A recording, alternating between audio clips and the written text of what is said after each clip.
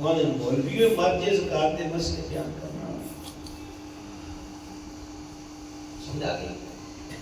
وہ نے آخیا میں ایک دفعہ جناب میں چھڈیا اور میں کو پڑھا پڑھنا ہے کہ میں ہی دینے پیسے. وہ سہانی نو کچھ تو سکتا اس لے کے دیتے میں نہیں پتا.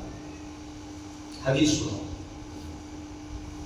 حوصلہ کر کے حدیث پاک سنو اور مسئلے سمجھنے کے لیے. یہ جامع ترمذی کی حدیث مبارک ہے, کتاب الزکاة میں حدیث کا نمبر 637 ہے. اور راوی سن عمر بن شعیب ہے, وہ اپنے والد سے, وہ اپنے جد سے اس کو روایت کرتے ہیں. ان امرأتین اتاتا رسول اللہ صلی اللہ تعالی علیہ وسلم کا دور پہ حضور کی خدمت میں حاضر ہوئی. وفی ایدیہما سواران من ذہب, تو ان دونوں کے ہاتھوں میں سونے کے کنگن تھے. وہ جو بیویاں حاضر ہوئی ہیں ان کے ہاتھوں میں کنگن کون سے تھے؟ سونے کے کنگن تھے. فقال لهما اتؤدیان زکاتنا, میرے آقا علیہ السلام نے فرمایا تو تسی انہاں دی زکات دیندیاں ہو؟ قالت لا, تو دونوں نے کہا جی کوئی نہیں, ہم اس کی زکات نہیں دیتے.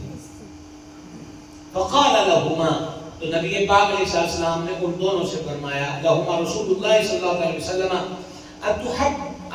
اتحبان ان یصورکم اللہ بسوارین من نار. میرے آقا علیہ السلام نے ارشاد فرمایا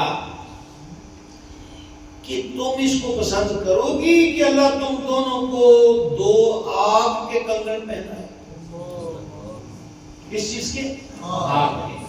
قالت لا, اس کی ضرور نہیں, مراد یہی ہے کہ ہم آگ کے کنگن کیسے پہن سکتی ہیں. تو قال, تو آقا علیہ السلام نے ارشاد فرمایا فأدیا زکاتہ, یہ جو سونا پہنا ہوا ہے نا کنگن, اس کی زکات دیا. آگی بات کی سمجھ گئے. اسی مال میں سے ایک چیز ہے جو میں نے آپ کو کہا تھا, حج کی بات بھی ہو گئی ہے اور عشر کی بات بھی ہو گئی ہے, ٹھیک ہو گیا. اسی میں تیسری تیاری ہے وہ قربانی ہے. صاحب نصاب کی قربانی واجب ہے. زکات کے لیے سال گزرنا ہوتا ہے, لیکن قربانی کے لیے قربانی کے 3 ایام میں جس دن بھی بندے کے پاس گنجائش ہو گئی وہ صاحب نصاب ہوا تو اس پر قربانی واجب ہے. واجب اصطلاح ڈیفینیشن شرع کی وہ ہے کہ اگر اس کو ترک کیا جائے تو بندہ گناہگار ہوتا ہے. قربانی کی بے شمار فضیلتیں حدیث مبارکہ میں بیان ہوئی ہیں. جامع ترمذی کی حدیث مبارک کی حدیث کا نمبر 4198 ہے. اور ام المومنین محبوبہ محبوب رب العالمین سیدتنا صدیقہ رضی اللہ تعالی عنہا نے اس کو روایت کیا. قال رسول اللہ صلی اللہ تعالی علیہ وآلہ وسلم ما عمل ابن آدم من عمل یوم النحر, اولاد آدم کا کوئی فرد بھی